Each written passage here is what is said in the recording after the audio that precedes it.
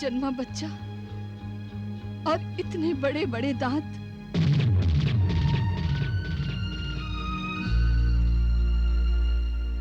इतने वर्षों पश्चात मैंने अपनी कोख से जन्म भी दिया तो एक राक्षस को।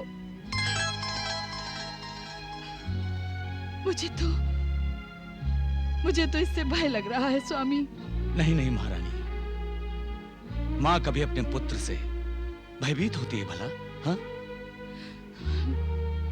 ये हमारा पुत्र है। इसके दो बड़े दांत बता रहे हैं कि हमारा पुत्र महाबलशाली है। किंतु महाराज। किंतु क्या महारानी? श्री गणेश क्या एक दंत नहीं कहलाए? हमारे पुत्र के यदि दांत वक्र है तो क्या हुआ? हम इसे दंत वक्र कहेंगे, दंत वक्र।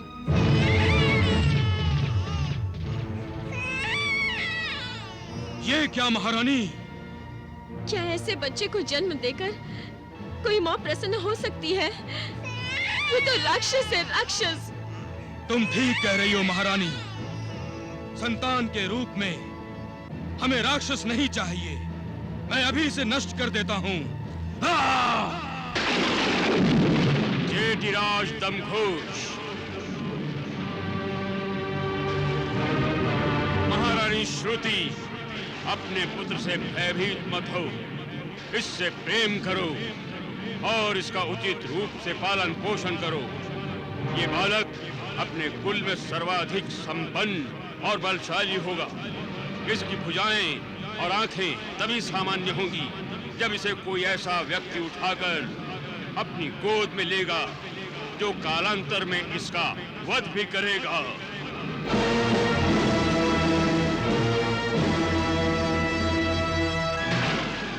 जो कोई शिशुपाल को गोद में लेगा और शिशुपाल के दोनों कृत्रिम हाथ और तीसरा नेत्र अदृश्य हो जाएंगे, उसी के हाथों शिशुपाल का वध होगा।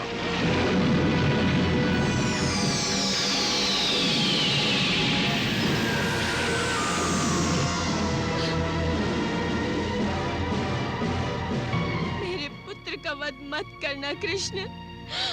मैं अपना आंचल फैलाकर अपने इस पुत्र के जीवन की भीख मांगती हूँ।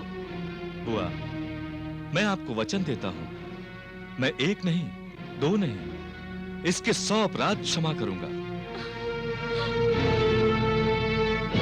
किंतु उसके पश्चात मैं विवश होऊंगा। ओम भूर्भुवः स्वः तत्सवितुर्वरेण्यं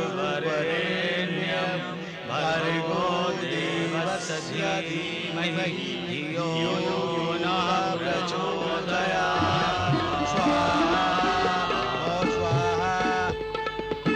महाराज, इस बालक के सभी अनिष्ट ग्रहों का जब पूजन पूर्ण हुआ, अब आप दोनों खड़े होकर अपनी और अपनी संतान के लिए प्रार्थना कीजिए। अब आप मेरे साथ साथ बोलिए। मैं करुष नरेश बृहद शर्मा। मैं करुष नरेश बृहद शर्मा अपनी पत्नी श्रुति देवा और पुत्र सहित अपनी पत्नी श्रुति देवा और पुत्र सहित परमेश्वर से ये प्रार्थना करते हैं कि हमारा परिवार संपूर्ण बाधाओं से मुक्त रहे।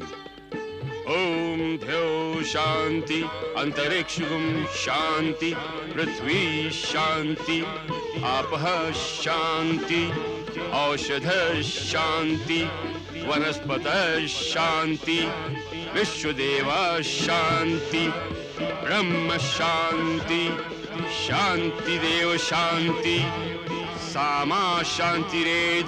ओम शांति शांति शांति। अब संतान का नाम और भविष्य के बारे में मैं आपको जानकारी दूंगा।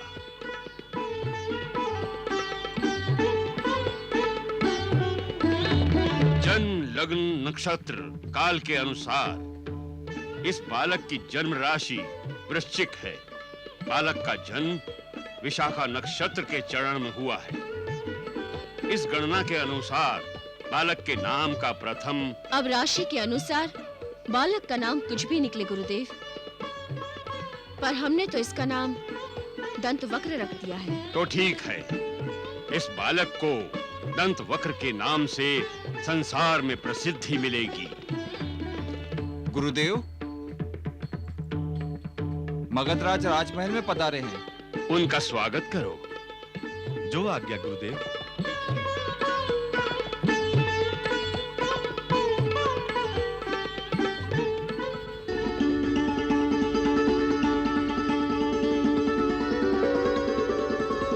हमें तो जैसे ही आपका संदेश प्राप्त हुआ करुषराज, हम तुरंत बालक को आशीर्वाद देने चले आए। आपने मुझे अपनत्व देकर कृतार्थ कर दिया सम्राट। शिशु के लिए हमारी ओर से ये भेंट स्वीकार कीजिए।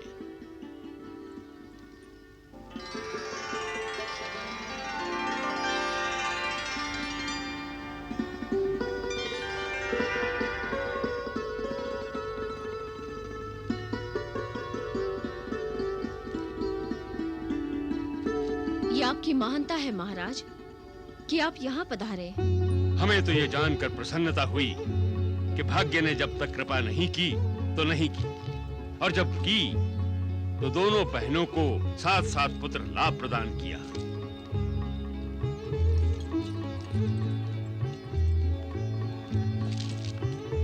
हमारे पुत्र को आशीर्वाद दीजिए महाराज।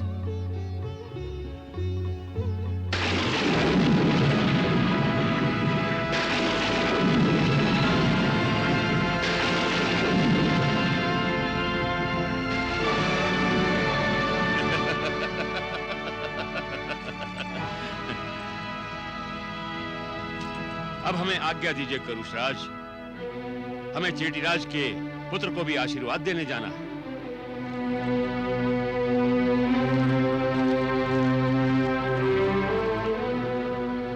सम्राट जरासंध की, सम्राट जरासंध की, सम्राट जरासंध की, सम्राट जरासंध की, सम्राट जरासंध की। सम्राट जरासंध को दमघोष का प्रणाम। सम्राट, आपने चेटी देश आकर हमारा जो सम्मान बढ़ाया है, उसके लिए चेटी देश और दमघोष आपका आभारी है। आपका निमंत्रण हम कैसे अस्वीकार कर सकते थे। आपको पुत्र लाभ हुआ, हमें जानकर प्रसन्नता हुई और हम उसे आशीर्वाद देने चले आए। महारानी और बच्चा कहाँ है? आइए आइए सम्राट, आइए।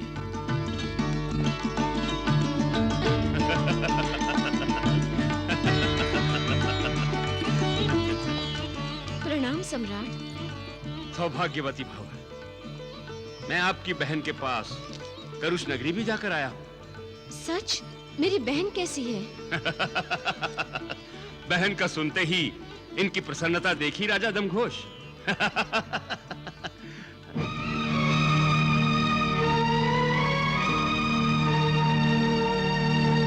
ये क्या? यही आपका पुत्र है राजा दमघोष? हाँ सम्राट। परंतु हमने तो सुना था कि आपके यहाँ विचित्र शिशु ने जन्म लिया है, जिसकी 4 भुजाएं और 3 नेत्र हैं। ये तो सामान्य शिशु है। आपने सत्य ही सुना था सम्राट। जन्म के समय यह असामान्य ही था, परंतु जब श्री कृष्ण ने इसे अपनी गोद में उठाया तो इसका तीसरा नेत्र और अतिरिक्त दोनों भुजाएं लुप्त हो गए। लुप्त हो गए? उस कृष्ण के गोद में उठाने से? अर्थात वो ग्वाला यहाँ आया था? हाँ सम्राट, आप तो जानते ही हैं, श्री कृष्ण श्रुति के भाई के बेटे हैं, हमारे संबंधी हैं। श्री कृष्ण और बलराम दोनों हमें बधाई देने आए थे। तो आपने ये समाचार हमें क्यों नहीं भेजा राजा दमघोष? ये जानते हुए भी कि कृष्ण हमारा शत्रु है, आपने उसे यहाँ से वापस कैसे जाने दिया? वो हमारे अतिथि थे सम्राट, और अतिथि के विरुद्ध कुछ भी करना अधर्म है। अधर्म तो आपने अपने सम्राट के शत्रु को अतिथि बनाकर किया है। मैं क्षमा प्रार्थी हूँ सम्राट, मेरे मन में इस तरह का विचार ही नहीं आया। क्यों नहीं आया? क्या आप नहीं जानते कि कृष्ण ने हमारी पुत्रियों को विधवा बनाया है। आपकी कीर्ति इतनी उज्जवल है सम्राट कि कृष्ण का सोचना सूर्य के होते हुए दिए के सोचने समान है। आप वीर बाहु हैं। आज तक आपने अपने शत्रुओं पर सदा विजय पाई है। चारों दिशाओं में मगध सम्राट जरासंध की जय जयकार होती है। कृष्ण के आने का समाचार हम आपको देते और आप यहाँ चेटी देश आकर कृष्ण पर चोरी छिपे आक्रमण करते तो आपका बड़ा अपयश होता सम्राट। सारा संसार आपको कपटी कहने लग जाता और ये सुनना हमें कदापि अच्छा न लगता। हाँ, मैंने आज तक कभी छल कपट से युद्ध नहीं किया। मुझे अपने बाहुबल पर, अपने शौर्य पर विश्वास है। चेटी देश की महारानी, आप ठीक कह रही हैं। परंतु हम कृष्ण से प्रतिशोध लेंगे। हम मथुरा पर आक्रमण करेंगे। अवश्य सम्राट, अवश्य। हम आपके साथ हैं। हम जानते हैं। हम जानते हैं।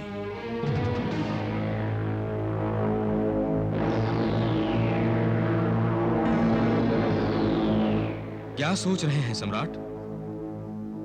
कृष्ण ने इस बालक को गोद में उठाया और बालक के 2 हाथ और तीसरा नेत्र लुप्त हो गए। हाँ सम्राट। अर्थात कृष्ण के हाथों इस बालक का वध होगा। नहीं, नहीं, मैं ये नहीं होने दूंगा। राजा दमघोष। आज्ञा सम्राट। निश्चय ही आप और आपकी रानी अपने बेटे की मृत्यु नहीं चाहेंगे, वो भी कृष्ण के हाथों। नहीं सम्राट। तो इस बालक को मेरी छत्र छाया में, मेरी देखरेख में पलना होगा। मैं इसे प्रबल योद्धा बनाऊंगा। मेरे आशीर्वाद से कृष्ण तो क्या, साक्षात मृत्यु भी इससे भय खाएगी। राजा वृहद शर्मा का पुत्र दंत वक्र भी मेरे यहां पलेगा। दोनों बहनों के दोनों पुत्र साथ साथ मगध की व्यायामशाला में बड़े होंगे। ये इतने बलशाली होंगे कि कृष्ण इनका नहीं, ये कृष्ण का वध कर देंगे।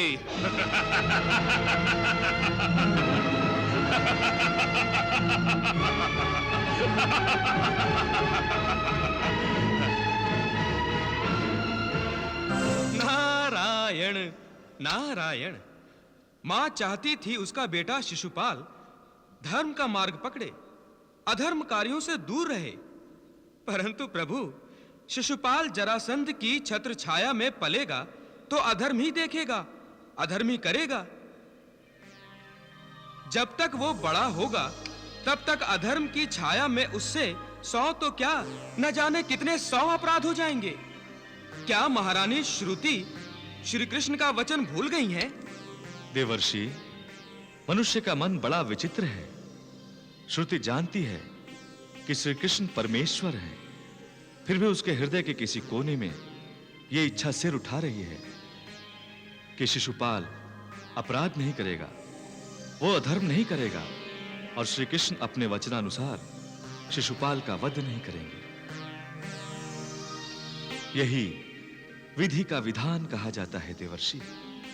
नारायण, नारायण, नारायण, नारायण। आपने झट से शिशुपाल को मगध में पलने की अनुमति कैसे दे दी? देखा नहीं जरासंध कृष्ण के नाम से कैसे जल भुन रहा था? क्या हमें अपने पुत्र की रक्षा नहीं करनी चाहिए? किससे रक्षा? साक्षात परमेश्वर से। आप क्या समझते हैं जरासंध ने दंतवक्र और शिशुपाल को अपनी छत्र छाया में लेने का प्रस्ताव हमारा हितैषी बनकर और हम पर अनुग्रह करने के लिए किया है? नहीं नहीं, मैं जानती हूँ उसके मन में क्या है। क्या है? जरासंध दंतवक्र शिशुपाल के मनों में बचपन से ही कृष्ण के प्रति द्वेष और शत्रुता की भावना भरेगा, और इसी बात के भय से मेरा मन विचलित है स्वामी।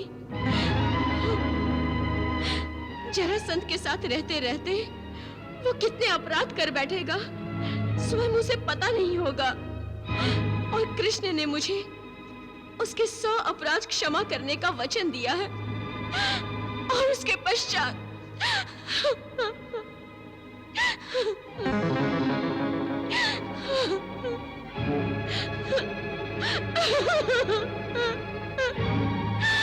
हमारे शिशुपाल को कोई नहीं बचा सकता स्वामी, कोई नहीं बचा सकता।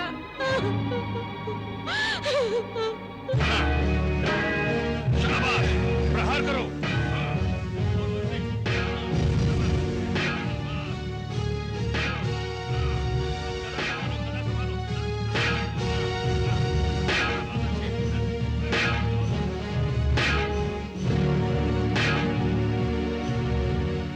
शिशुपाल और दंतवक्र की शिक्षा दीक्षा मगधराज जरासंध की देखरेख में मगध में होने लगी। जरासंध के अपने पुत्र सहदेव के साथ ही वो दोनों भी वेदों, शास्त्रों, उपनिषदों का ज्ञान तथा सैनिक शिक्षा ग्रहण करने लगे।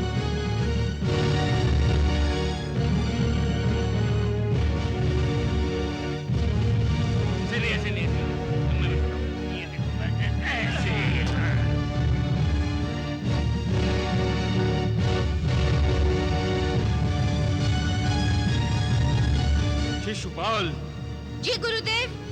दंतवक्र। आज्ञा गुरुदेव। क्या दिखाई दे रहा है आप दोनों को? हमारा शत्रु। केवल शत्रु दिखाई नहीं देना चाहिए, शत्रु का मारक स्थान भी दिखाई देना चाहिए। जी गुरुदेव। कौन है आपका शत्रु? कृष्ण। कृष्ण से भयभीत होते हो, जो इतने हल्के स्वर में आवाज निकाल रहे हो? फिर कृष्ण का नाम लेने से शर्माते हो? नहीं।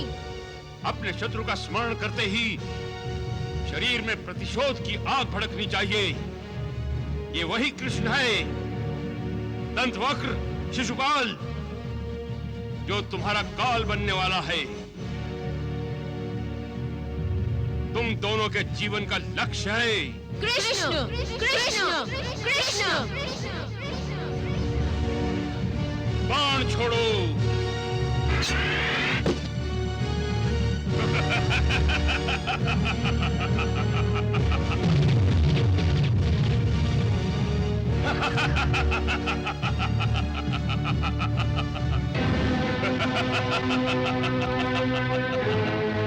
मेरा प्रतिशोध एक विकराल रूप धारण कर रहा है। शिशुपाल और दंतवक्र अब बचपन से ही कृष्ण से द्वेष करने लगे हैं। जहरीले नागों में फन का रूपांतर होने में अब अधिक विलंब नहीं होगा। ऐसे जहरीले नाग बनेंगे वो दोनों कि डंक मारते ही कृष्ण सीधा यमलोकवासी बन जाएगा।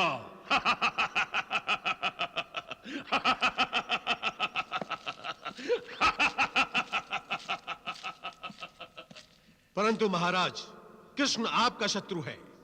उसके विरोध में आप शिशुपाल और दंतवक्र को क्यों खड़ा कर रहे हैं? क्योंकि शिशुपाल और दंतवक्र दोनों कृष्ण के भाई हैं, अपने। मैं कृष्ण के अपनों को ही कृष्ण के विरोध में खड़ा करना चाहता हूं। इतना ही नहीं महामंत्री, कृष्ण के विरोध में मैं संपूर्ण संसार को खड़ा करना चाहता हूं। इस कृष्ण ने मेरी पुत्रियों का सुख चैन सब कुछ छीन लिया है। मैं कृष्ण के प्राण छीन लेना चाहता हूं। तभी मेरे मन में प्रतिशोध में लगी आग ठंडी होगी। महाराज, प्रतिशोध की आग कभी ठंडी नहीं होती। महामंत्री, मैं सत्य कह रहा हूं महाराज, क्योंकि प्रतिशोध की आग में जलने वालों की आहुति जब इस प्रतिशोध के यज्ञ में दी जाती है, तभी ये आग शांत होती है। महामंत्री, आप मेरा अपमान कर रहे हैं। क्षमा कीजिए महाराज, आपका महामंत्री होने के नाते आपको उचित परामर्श देना मेरा धर्म है। अपने स्वामी की आज्ञा का पालन करना भी तो आपका धर्म है। आप आज्ञा कीजिए महाराज।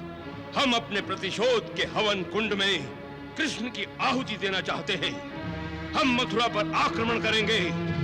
महाराज, आज्ञा का पालन हो महामंत्री। युद्ध की तैयारियां करो।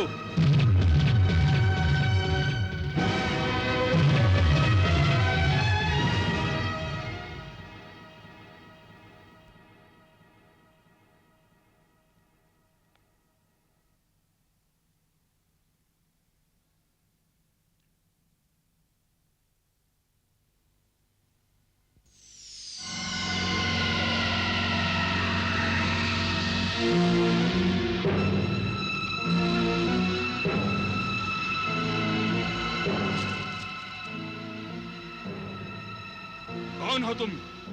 मैं तुम्हारा विवेक हूं। विवेक सामने प्रकट क्यों नहीं होते? कैसे प्रकट हो सकता हूं? तुम्ही ने तो अपनी शक्ति के अहंकार के आवरण से मुझे ढक दिया है। नहीं, मुझे कोई अहंकार नहीं है। जरासंध, ये दृश्य अदृश्य जितनी भी सांसारिक वस्तुएं हैं सब क्षणभंगुर हैं। ये जानते हुए भी पद और शक्ति के मुंह में डूबने के कारण तुम्हें अहंकार ने बांध लिया है। न तो यह तुम्हारी आयु सदा रहने वाली है, ना ही शक्ति। इसका दुरुपयोग ना करो। सन्मार्ग पर चलो जरासंध। लोभ अहंकार को छोड़ो और विनाश से बचो। विनाश?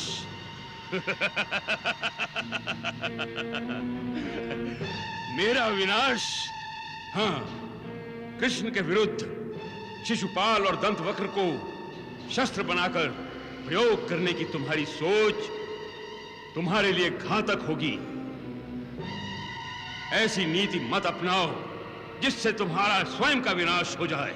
क्या विनाश विनाश चिल्ला रहे हो? जरासंध अपनी विनाश लीला में ही विकास ढूंढता है। कहीं विनाश होगा तभी तो मेरे साम्राज्य का और मेरी शक्ति का विकास होगा। यही मेरी योजना है और आकांक्षा भी। ऐसी महत्वाकांक्षाएं कभी पूरी नहीं होती। मुझे तुम्हारे परामर्श की कोई आवश्यकता नहीं। तुम मेरा विवेक हो ही नहीं सकते। चले जाओ यहां से। मैं कहता हूं चले जाओ। सत्य कहा तुमने। अब वास्तव में तुम्हें मेरी आवश्यकता नहीं है।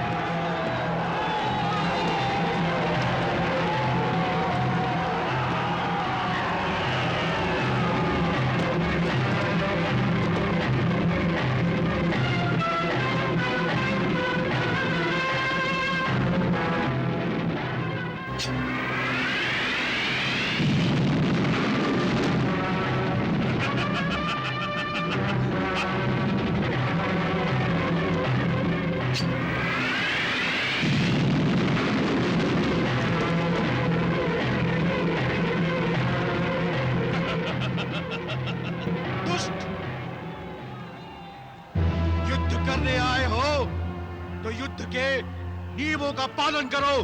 मैं यहाँ युद्ध के नियमों का पालन करने नहीं, युद्ध करने आया हूँ। इसे युद्ध नहीं कहते जरासंध। निर्बलों पर अस्त्रों का प्रयोग करके तुम उनका विनाश कर रहे हो। ये सरासर अधर्म है। युद्ध में कोई अधर्म नहीं होता मूर्ख। युद्ध करने वालों का केवल एक ही धर्म है और वो है युद्ध में किसी भी प्रकार से विजय प्राप्त करना। तुम्हारे जैसे अधर्मी को युद्ध में कभी विजय प्राप्त नहीं होगी।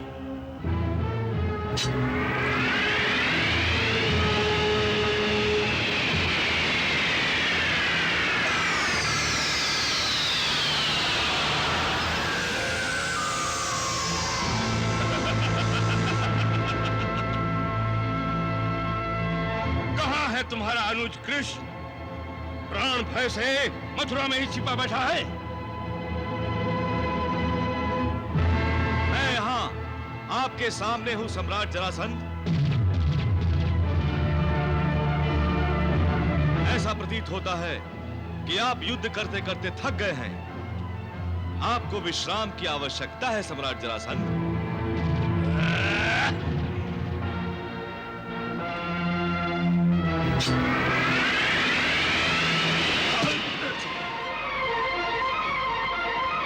कृष्ण!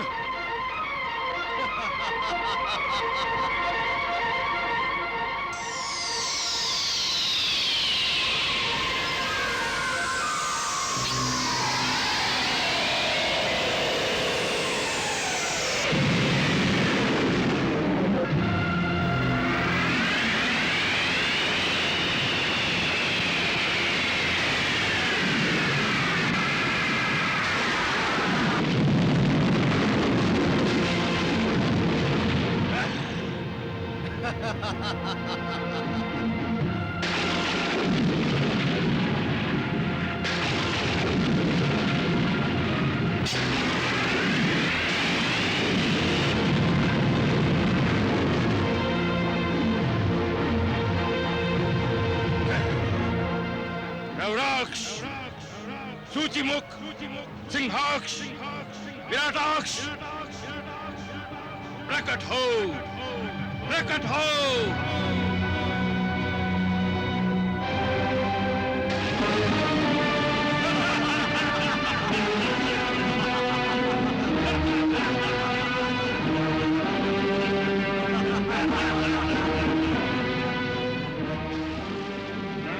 सम्राट जरासंध, विजयी भव।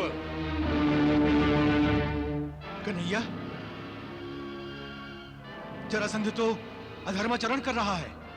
और हम धर्म की पुनः स्थापना के लिए अवतरित हुए हैं दाऊ भैया। कन्हैया, परंतु युद्ध में मायावी राक्षसों का सम्मिलित होना अच्छा ही है दाऊ भैया। कन्हैया, हमें अधर्मियों का विनाश करना ही है दाऊ भैया। हमें एक साथ जरासंध के सभी मायावी राक्षसों का वध कर देंगे। जरासंध मायावी है कन्हैया। सम्राट जरासंध, क्या आज्ञा है? कृष्ण और बलराम को लेकर अंतरिक्ष में चले जाओ और उन दोनों का विनाश कर दो। जो आज्ञा सम्राट।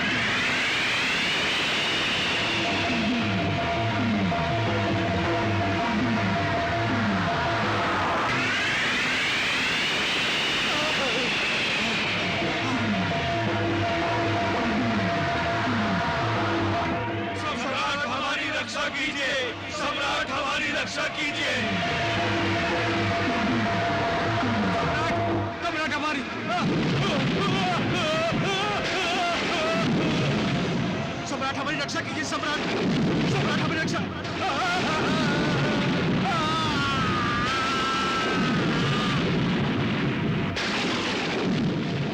रक्षा कीजिए।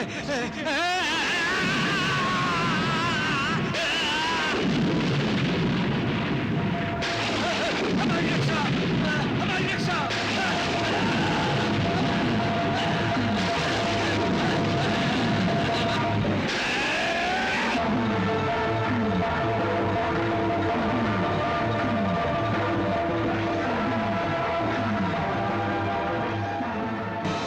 तो धर्म की बात करते हो और मायावी युद्ध कर रहे हो। मैं धर्म के मार्ग पर ही हूं सम्राट जरासंध। आप मुझसे मायावी युद्ध कर रहे हैं। यदि मैंने आपकी माया का प्रत्युत्तर दिया तो इसमें अधर्म क्या है?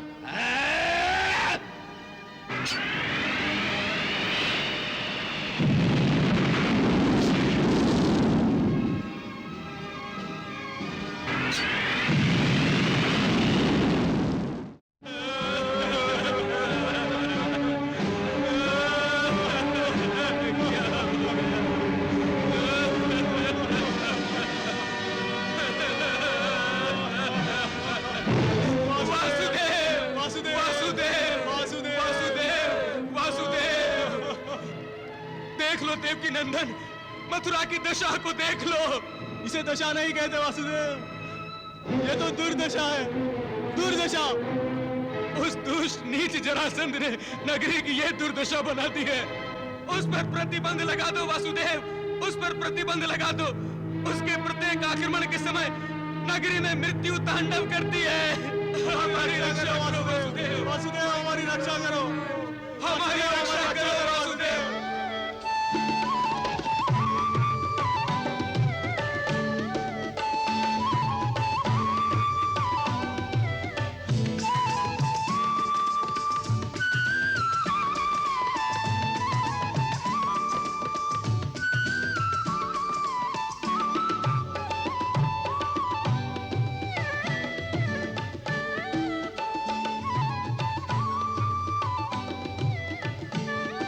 कन्हैया, दाऊ भैया,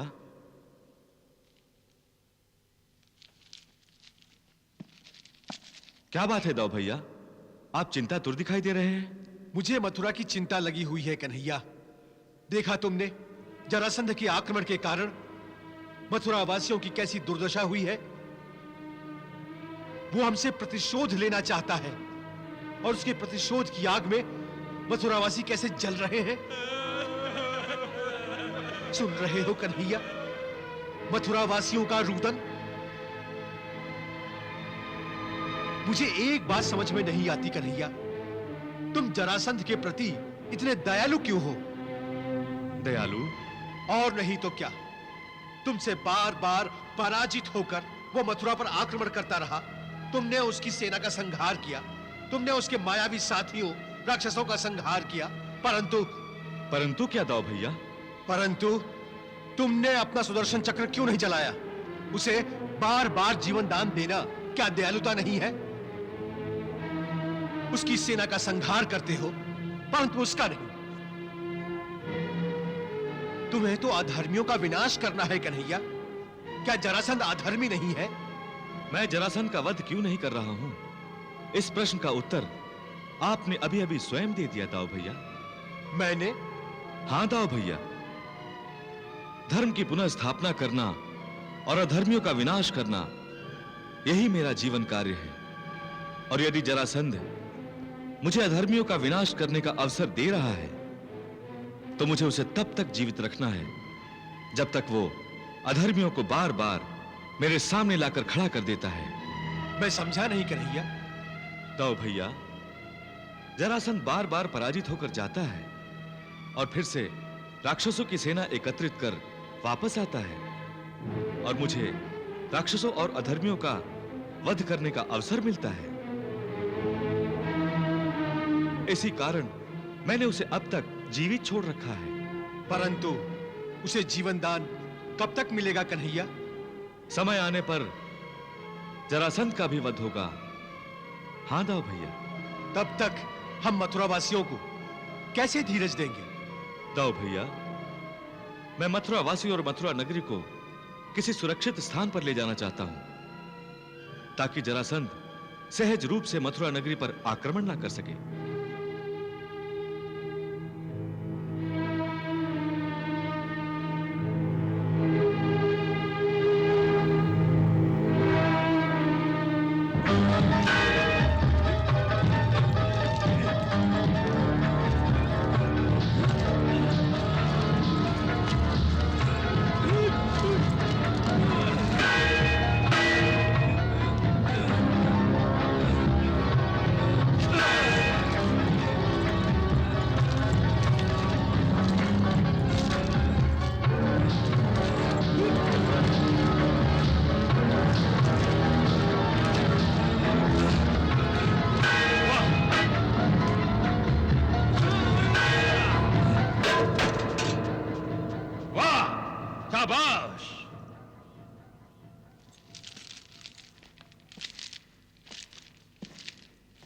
शिशुपाल, दंतवक्र, प्रणाम काकाश्री। दंतवक्र, प्रणाम काकाश्री। तुम दोनों द्वापर युग के महान योद्धा बनोगे। महाराज, इस वसंत उत्सव में राजकुमारों को अपनी शस्त्र विद्या का प्रदर्शन करने का अवसर प्राप्त होगा। हाँ महामंत्री, परंतु इस वसंत उत्सव से पहले हम कृष्ण और कृष्ण की मथुरा पर विजय प्राप्त करना चाहते हैं। फिर मगध के वसंत उत्सव का रूपांतर हमारे विजय उत्सव में हो जाएगा। हम भी आपके साथ मथुरा पर आक्रमण करना चाहते हैं काकाश्री। नहीं शिशुपाल, काकाश्री, क्या आपको हमारी युद्ध विद्या और अस्त्र शस्त्र विद्या पर विश्वास नहीं? काकाश्री। दंतवक्र, तुम और शिशुपाल मेरे शिष्य हो। तुम दोनों परिपूर्ण योद्धा बन गए हो। फिर भी मैं नहीं चाहता हूं कि तुम दोनों को साथ लेकर मैं मथुरा पर आक्रमण करूं। जब मुझे प्रतीत होगा कि कृष्ण से प्रतिशोध लेने में मैं असमर्थ हूं, तब मैं अवश्य तुम दोनों की सहायता लूंगा। परंतु अब मैं स्वयं मथुरा पर आक्रमण करूंगा।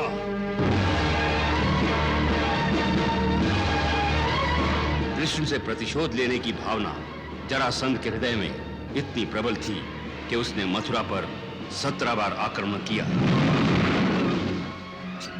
वो हर बार राक्षसी सेना इकट्ठी करके आक्रमण करता और हर बार कृष्ण और बलराम उन राक्षसों का वध कर देते और जरासंध लौट आता। किंतु बार बार के युद्ध से मथुरा वासियों को त्रस्त होते देख श्री कृष्ण ने विश्वकर्मा को बुलाया और उसे मथुरा से दूर समुद्र में द्वीप पर द्वारिका नगरी निर्माण करने का आदेश दिया।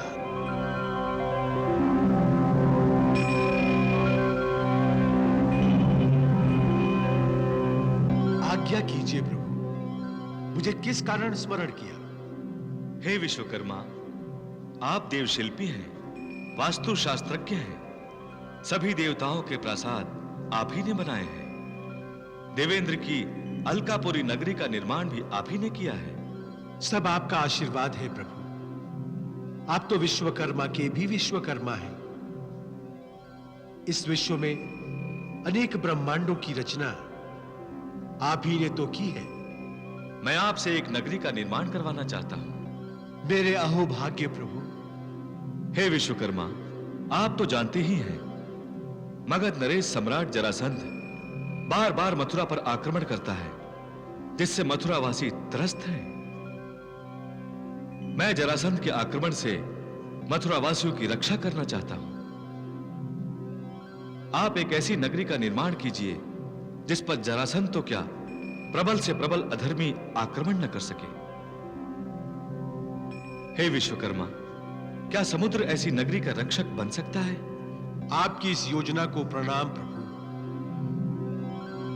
मैं समुद्र के बीचों बीच ऐसी एक नगरी का निर्माण कर दूंगा। हे विश्वकर्मा, आपको यह कार्य शीघ्र ही करना होगा। आपके पास पृथ्वी लोक का मात्र एक दिन है। इस एक दिन में आपको इस अद्भुत नगरी का निर्माण करना होगा। आज्ञा दीजिए प्रभु, आपका आशीर्वाद चाहिए।